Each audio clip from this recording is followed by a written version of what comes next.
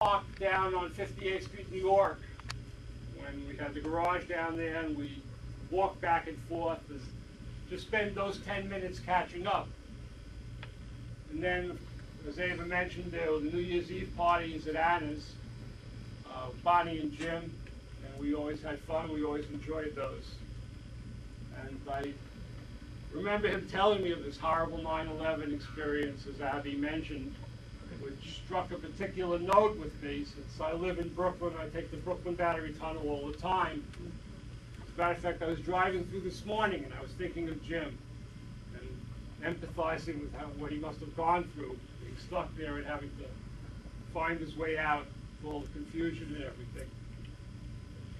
Jim and I played against each other many, many times, often. And I always used to look forward to coming to Jim's table. Certainly not because he was an easy opponent. I was ever going to have an easy time. He was a very fine player and a fierce competitor.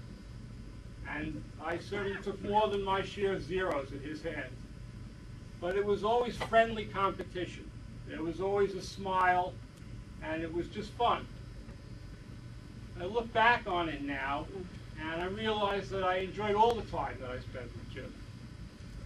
And I wish I'd spent more time with him. And it just seems like there never are enough hours in the day to do everything you want to do.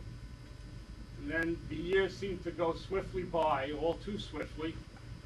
And then one day, you look up and unexpectedly, just tragically, it just becomes a little too late. I hope that Jim knew that I was his friend, that he was mine. I hope he knew how much I really liked him. And I wish I could tell him that I'll miss him. She asked me to read something.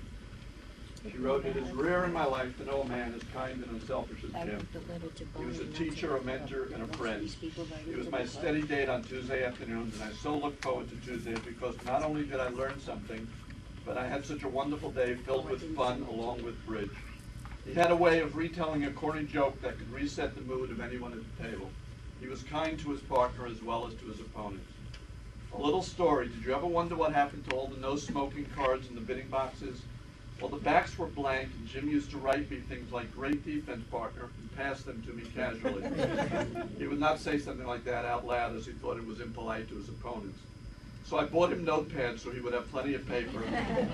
One pad was printed at the top, 'Oh no, not another learning experience,' and he kept it pasted in his appointment book. I first became a life master playing with Jim, and I think he was more excited than I was. His greatest pleasure came from the students' achievements. I think that is a mark of a person born to teach. I am grateful to have known him and miss him terribly." I just wanted to add that I hadn't thought of it before, but when Abby and I were at the hospital on that, I think it was Thursday, whatever it was, Thursday, and they brought us out, we had to notify some people, and they brought us out Jim's things, and somebody handed me his phone, and it was a little tiny phone, but there were more names and numbers in this. And about 10 years old phone. Right? I mean, it was like the New York phone book. I mean, there were phone numbers for everybody. And that's what Jim was. Jim was a friend. Jim was a friend there. I have never come across anybody who ever had an unkind word. Somebody said to me the other day that he was the only person they ever knew in the bridge world that would stop and say hello to them on the street if they ran into the street. If they ran into the street. People aren't like that, but Jim was like that.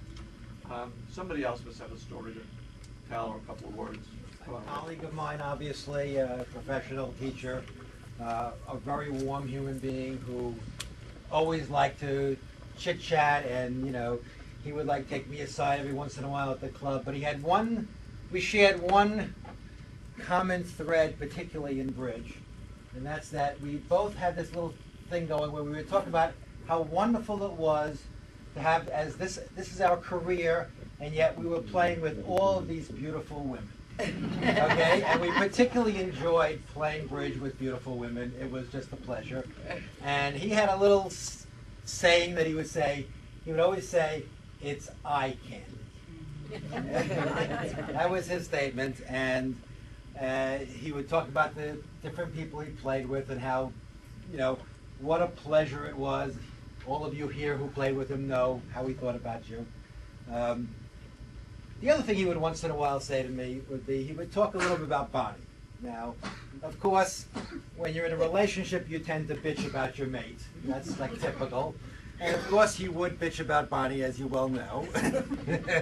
But the truth of the matter is, Bonnie was Jim's life candy.